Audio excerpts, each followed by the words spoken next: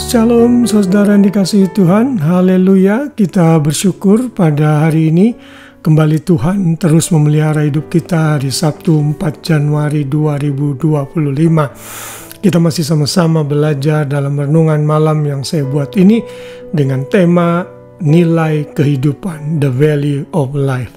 Hari ini saya beri judul hidup tidak boleh diakhiri tanpa izin Tuhan. Ayat hafalan kita yang sangat singkat sekali, saya berharap saudara bisa menghafalnya. Keluaran 20 ayat 13, jangan membunuh. Saudara, ini adalah ayat tentunya bagian dari salah satu perintah di dalam 10 hukum Taurat yang Tuhan berikan melalui perantaran Musa kepada bangsa Israel. Saudara, ini adalah salah satu perintah yang patut kita perhatikan sehingga kita semua belajar menghargai hidup.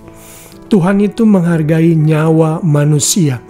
Karena itu nyawa manusia tidak boleh dibunuh atau dihabisi tanpa seizin Tuhan.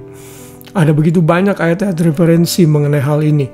Misalnya kita lihat dalam Kejadian 9 ayat 6. Siapa yang menumpahkan darah manusia, darahnya akan tertumpah oleh manusia. Sebab Allah membuat manusia itu menurut gambarnya sendiri. Jadi orang atau manusia tidak boleh membunuh manusia yang lain. Kenapa? Karena itu hak prerogatifnya Tuhan untuk mengambil nyawa seseorang. Karena manusia diciptakan segambar dengan Allah sendiri.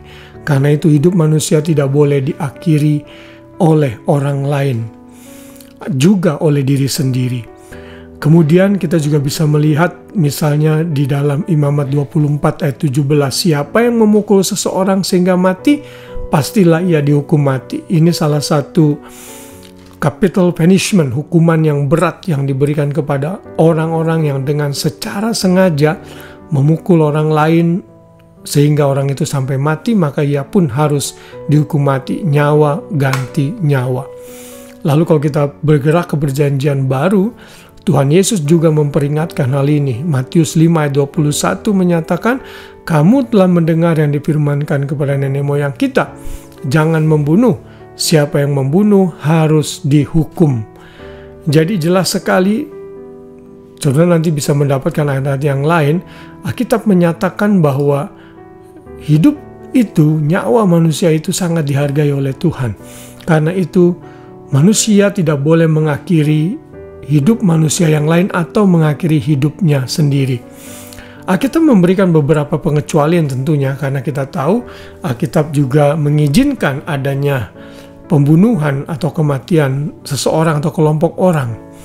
Ya, kalau kita belajar dalam Alkitab misalnya dalam Keluaran 22 ayat 2, di sana diizinkan bagaimana saudara bisa membunuh orang lain bila itu tindakan membela diri misalnya. Lalu kemudian Tuhan kadang menggunakan bangsa Israel untuk menghukum satu bangsa atau kelompok orang karena dosanya sudah sampai di hadapan Tuhan dengan begitu parah, maka seringkali Tuhan menjadikan alat seseorang atau sekelompok orang untuk menghabisi dan membunuh orang lain demi agar tidak tercemar. Dan di era modern saat ini seringkali Tuhan juga mengizinkan aparat pemerintah yaitu polisi, tentara untuk membunuh orang-orang yang berbahaya bagi komunitas. Dan juga ada pengizinan pembunuhan dalam peperangan misalnya. Ada beberapa pengecualian, tapi dalam kasus umum tanpa seizin Tuhan kita tidak boleh mengakhiri hidup orang lain. Termasuk juga membunuh diri kita sendiri. Kita tidak boleh berkata atas nama hak asasi manusia, ini hak saya, ini hidup saya boleh mengakhirinya kapan saja dan di mana saja. No, bukan engkau yang menjadi pemilik hidupmu, tapi Tuhan.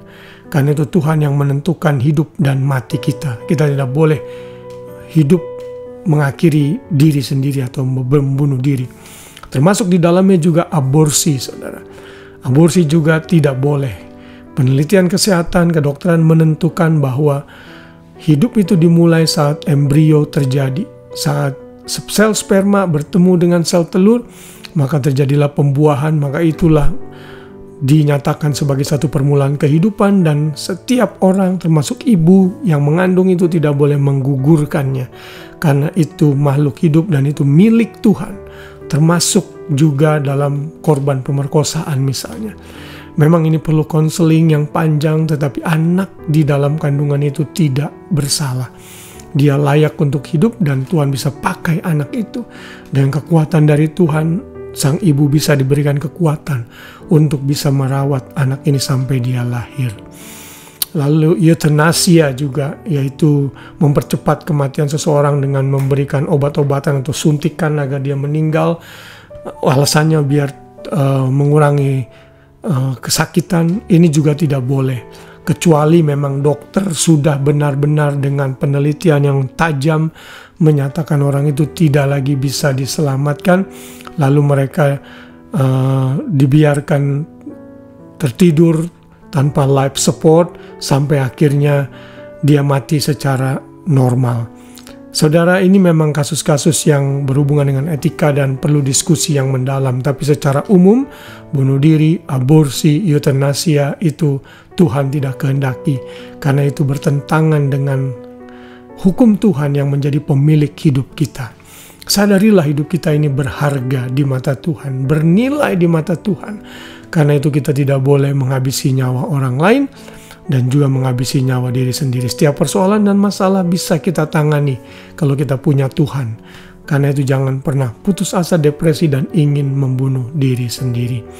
Biarlah renungan malam ini kembali mengingatkan kita betapa bernilainya hidup manusia di hadapan Tuhan, sehingga Tuhan tidak mengizinkan orang lain mengambil hidup sesamanya. Itu yang Tuhan mau kita pelajari hari ini. Biarlah renungan ini mengingatkan kita, menambah pengetahuan kita akan nilai kehidupan itu sendiri. Tuhan memberkati, selamat malam, selamat beristirahat. Shalom.